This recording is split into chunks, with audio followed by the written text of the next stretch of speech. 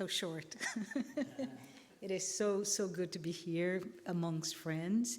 And I just want to say that the topic, right, the topics, because Josada did hers, although she's not here with us, were very inspiring. So we're going to do this fireside chat, just no Q&A, just a little bit of conversation. And if you have any questions that this additional talk may inspire you, write it down because they have another Q&A.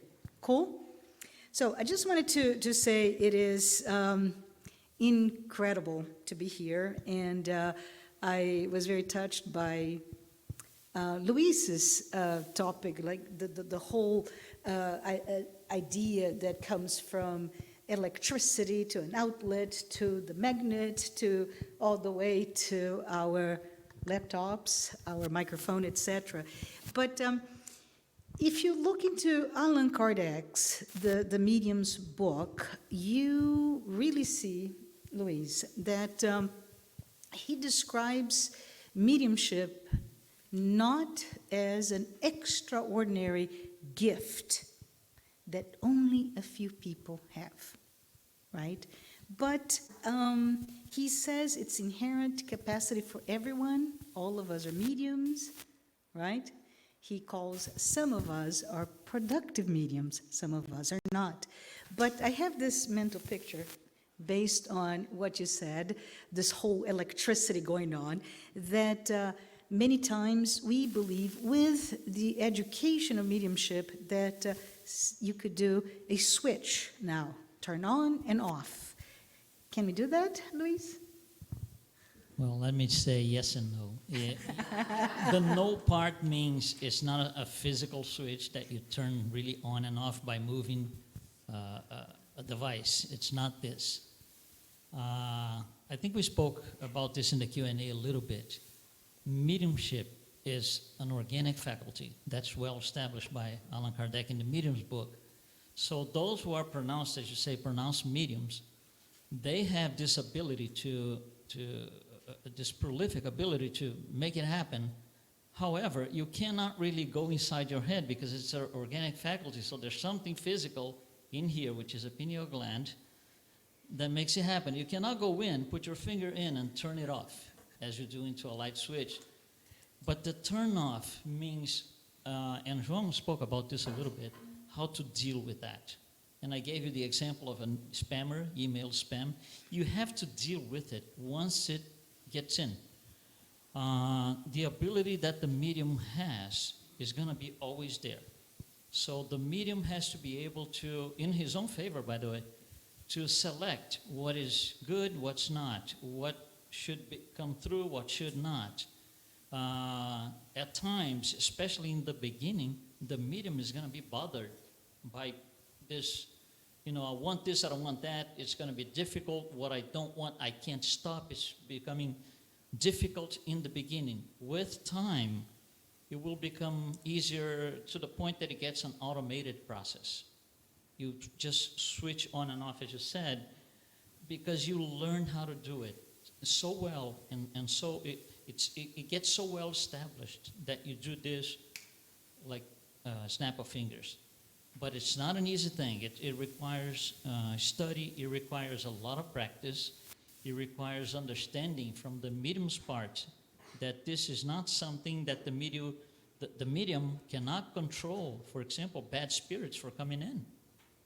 We are all susceptible to these influences, and it's all here. We allow or not. We deal with that.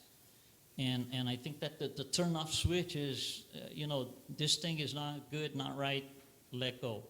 So you just set it aside, but not physically in terms of, because we spoke so much about the physical world, electricity, not like a switch. It's a mental process that happens and turns off and on. It's like João gave us a very good example. He lives in New York. It's a lot of noise. At one point, you don't feel the noise anymore. You don't hear the noise anymore because it gets an automated process, but it takes time. In the first day, in the first week, it's difficult if you're coming from, a quiet place. But it's a process. The medium has to allow himself to go through that and never say, I can't do this. Yes, you can. It's a matter of, going through the process. And we could talk a lot more about it, right, João? I think your two metaphors, one, the noise, suppressing the noise, but also opening the door only to those people that that you want to allow in.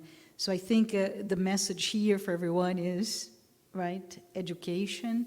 And by education, when we talk about study, understand what mediumship is all about, right? So with that, I'm going to go a little bit further, João, if I'm thinking about you. If you could think about this innate capacity. Somebody had a question, is my 7-year-old child with an imaginary friend, is he or she a medium or not, etc. And you explained quite well. But we can think, for example, how Teixeira, who's here, and his relationship with Camilo, right? Or Divaldo Franco, we had Chico Xavier. Those are very, very prolific mediums. They work, they produced. And let's pretend now it's me. I'm a medium. You are. And boy, I want to write books. Come on, André Luiz, come through me. Why can I not be a Chico Xavier, for example? Or can I? You can, Okay. and you will be one day. How many incarnations you take depends on you. But yes, I want to acknowledge the presence of Raul Teixeira here, right? A lot of the things we are talking about here, we learn from him, we learn through his works, and it's an honor to have him here with us. Correct.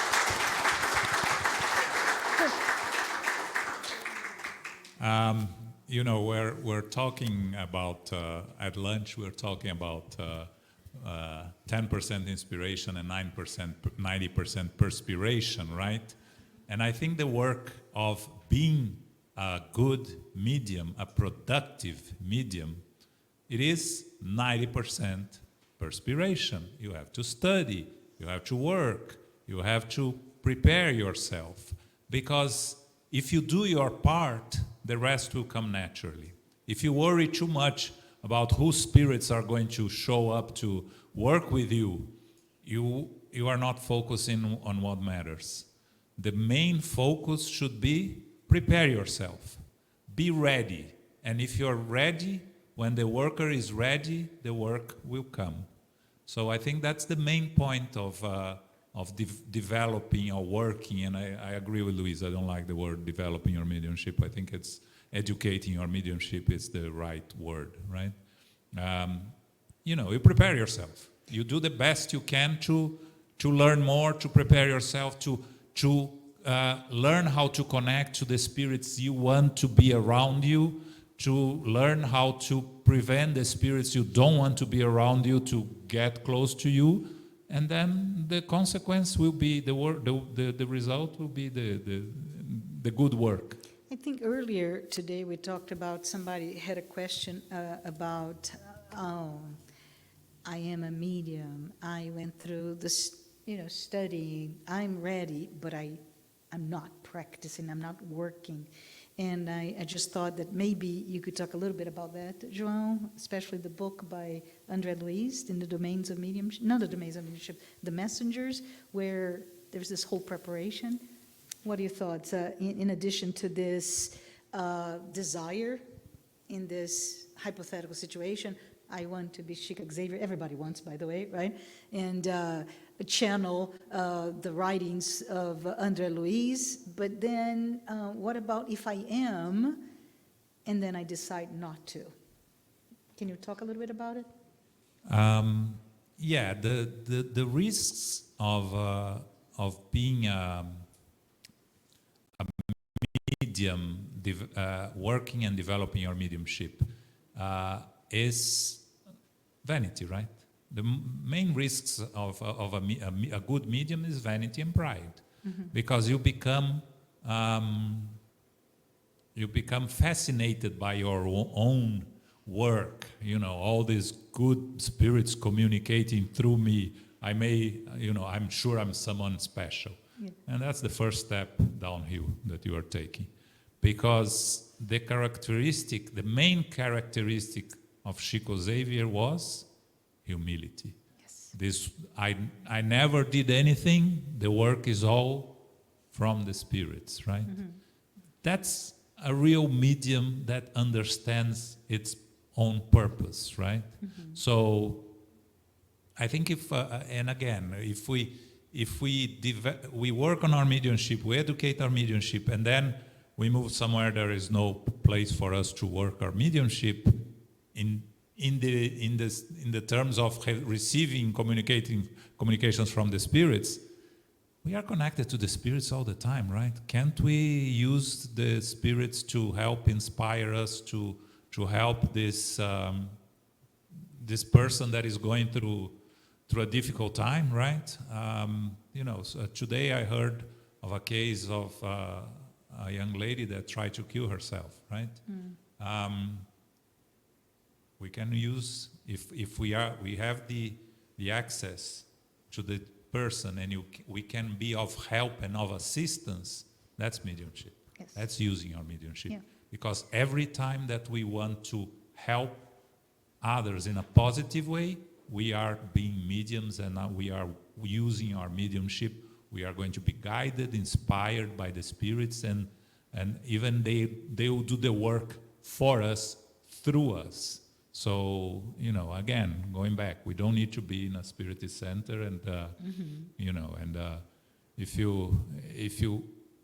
you have the opportunity to help someone, really help someone, that takes preference over everything else that you have to do at the moment. Even go to the Spiritist center, because I love that, by the way. Really, really like that. I know you're going to speak, and you don't want anything that will spoil your discussion later. Yeah, but I'll talk about something else. But I thought Marcelo came earlier, talk about the work of Fraternity Without Borders, and one could say that it was mediumship that inspired Wagner to begin that work. And it is incredible if you think about 15 years and 500,000 meals a day. And it's just staggering to see the results of what came from an inspired thought process. And if you ever had a chance to hear from him, he was here in Miami early in the year, and it was just fascinating to hear from him, because when he speaks, inspired in humility, right? But he described his experience, and he would go, not it, no, not it. This fire, this inspiration that kept haunting him to do the work only materialized when he started working with Africa and children. So it's beautiful to think about that. But yeah. Only reincarnation explains, right? Yeah. Yes. How come that he decided to work with Africa? Yeah. If you look at his past, I'm sure there's something with Africa, right? Yeah, absolutely. And that's the fascinating aspect of Spiritism, right?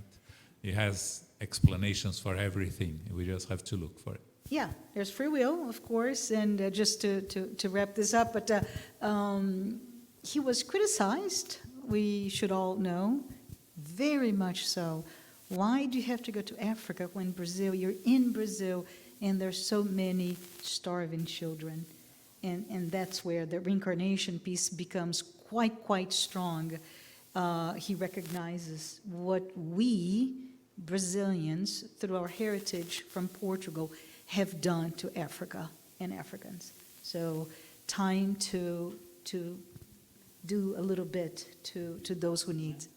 But wanted to maybe talk a little bit about the fact that Jussara mentioned in her time with us earlier today, virtually, she talked about how we grow as evolving spirits through mediumship, right? And I believe we touched upon that, but it is through listening, through being inspired, through, because mediumship is this.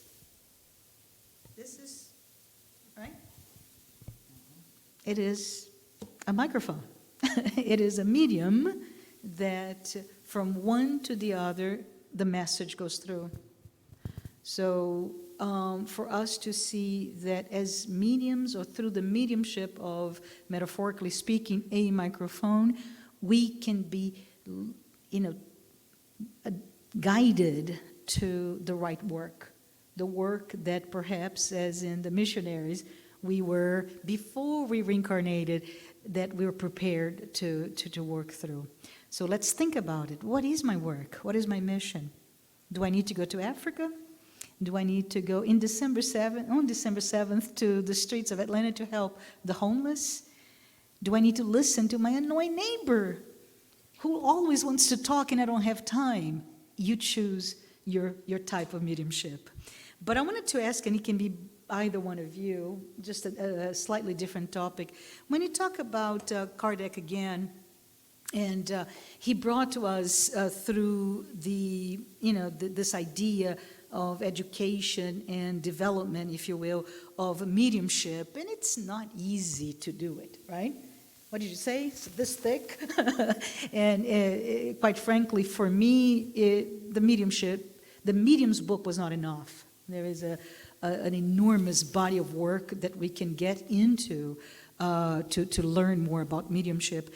But if you think about it, let's pretend now I am that child that we talked about earlier today, and I'm now 15, 16, 19, and mediumship, or the symptoms of mediumship, are there, and I'm inserted in this culture.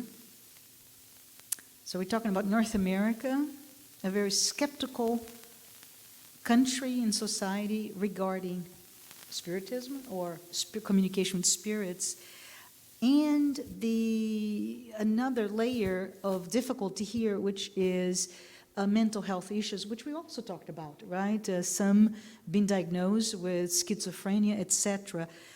Can either of you talk about how do I talk to my family about all the symptoms? How do I talk to my friends? How do I talk to my loved ones, my schoolmates, my co-workers about all that I do? Now I'm thinking of you, Luiz, because you talked about the chair that I can see and nobody else can see. But how do I talk about this? What are your thoughts? Yeah, let me start by saying something you said in the beginning. My experience in dealing with the American public was very interesting. At least it was for me. It still is when I look back at it. In Brazil, where I came from, Spiritism is taught in a different way. When you come here to the US with the same line of thought, you're going to encounter a lot of resistance. Because the American public is very pragmatic. They need black and white answers, very straightforward. So when I first started doing lectures in English, I realized that in the first, maybe second or third lecture, and I said, this is the wrong approach, I'm not going to get anywhere. So that's why I started doing things that are more scientifically, like you saw here. That's all started 20 years ago. Because the American public needs rationality in the answers, needs, you gotta be black and white in the way you convey the message. And I used to say it's very much like this. If you look at financial results of a company, at the very end, the bottom line, you have your profit or your loss. That's what they look at. They don't look into the middle. They don't. So if you have a loss, then they're going to go up and say, where am I losing money? Mm-hmm. And then you have to explain that line, but they look at the bottom first. So when you start by the non-scientific side, it's more complicated to address to the American public because science is more black and white, it's more straightforward. And then to support the scientific side, which is study mediumship the way we try to do here today, which is just one of the legs, one of the avenues to study. Mm-hmm. But then if you support this scientific approach with philosophical, which is also includes rationality, it becomes easier. And then third, you get into the morals. Trying to do it the other way around, here in the US, myself and all the people I was working with, the message doesn't flow. And that's what you're saying. How do I address the family? How do I address the public? Mm-hmm. I think we have to address by explaining things, if possible, scientifically. They are very pragmatic. They need answers like this. If we start from the morals, coming down to science is not going to work. That's the Brazilian style. Mm-hmm. That's the Latin style. I would That's say not so. the Saxon style. So we need to go from the bottom to the top. Uh-huh. I had a lot of experience with that, trying to do this from the bottom up. And then I was really getting somewhere in terms of being able to convey the message and, have support from those who are listening to us, and they will then join us to help. And then you form a team of people who will doing this. So, going back, how do I address the family? By trying to be as pragmatic as you can with the answers. Allan Kardec was the most pragmatic guy that we know of. If you tell me, you and Allan Kardec, you're going to sit for a discussion, I run away. I don't even try, because I don't have the level of logic enough and rationality that he has, or he had. And that's what the American public needs. So codification becomes very, very, very important here before anything else. But we need the scientific part of it, which is most likely André Luiz, Yes. style. So I think that's the way we start addressing the public. The family is a special case of public, but that's what I think we should do here. João, do you agree or disagree? No, I agree. But something that recently I spoke with Dr. Alexander Almeida, which is the most renowned Spiritist scientist in Brazil, right? That he's been working with a lot of scientific experiences in terms of the scientific approach to Spiritism. And one thing that he said that I think is very important, how does he approach someone that is not a Spiritist or the scientific community? He approaches on the subject that they know something about it and they are interested in, near-death experience. Yes. Yes. He starts with near-death experience. Why? Because everyone here in the US knows someone, had their own experience, knows someone who had the experience, or knows someone that had the experience. So that's a starting point of a conversation. You cannot start with mediumship, because mediumship is not going to take you very far with someone that is not really interested. But when you talk about near-death experience, and you follow up with the scientific approach, right? Because then you start talking about it. You get somewhere. The other subject, the second subject, because his recent book covers 3 subjects. Yes. Near-death experience, reincarnation, and mediumship. Reincarnation, 1/3 of the Americans believe in reincarnation. 99.9% have no idea how does it work. But we know, right? In Spiritism, we have a lot to contribute. So you bring the concept of reincarnation, and if the person is interested, it's another approach that you can enter and bring. So if someone, after near-death experience and reincarnation, then you can bring mediumship into it. And then, wrapping up, you tell them, I'm a Spiritist. What is this? Oh, well, that's a philosophy, right, that covers all these aspects, that discusses all these aspects. So I agree with Luiz, you have to come from the bottom up. Yes. You cannot start a conversation saying, I'm a Spiritist.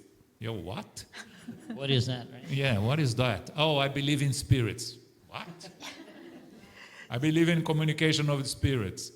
Ugh, that's the damn demon Cuckoo, talking. right? They call you Yeah. cuckoo. Who's half of the audience? You already lost the Yeah. audience, right? So you start the other way around, right?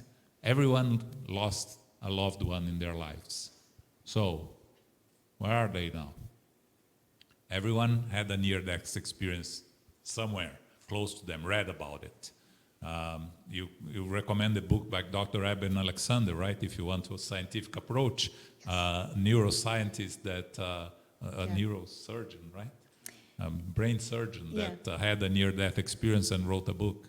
So, and he's awesome. A resource that I recommend. And he wrote with, and I forgot the third author, but Humberto Schubert co-wrote, and there's a third person. Marina something. Something. And so I'm going to bring a little bit of my own here. My father is already 101 years old and absolutely afraid of dying. Prays every day just in case there is life after he dies. And so when that book, which was originally written in English, was published in Portuguese, gave to the man. Now, we talk after you read the book. I'm going to see him in December, so I'll talk about the book. So I highly recommend. Real tiny book, yeah. So anyways, we are only at 2 minutes. I'm going to do a public announcement here because I know a lot of people asked, and we discussed resources. So if you don't mind, I'm going to just tell, if you are looking for any type of Spiritist center or resources, I highly recommend the U.S. Spiritist Federation. Their website is spiritist.us, and Spiritist centers across the United States are listed there with contact information, website, if they have it. A really great way, especially if you're not in Atlanta in this case. One of the things that they bring to us as well, and João mentioned, I just wanted to bring to everyone here while we have time, is that there are many, many resources readily available. So ebooks, brochures, if you're a speaker or a beginning speaker of Spiritism, there are many, many resources there, workbooks, and the Introduction to Mediumship, a study guide for beginners, is there. It's a free course online that is, as both of you mentioned earlier, is delightful. So I highly recommend you look for it if you're interested and you don't have access to, especially a Spiritist center that you can know more. And there are many links in Portuguese and English. And we also mentioned some key books, the Medium's book, Allan Kardec, The Domains of Mediumship, we talk about it by André Luiz, through the mediumship of Chico Xavier.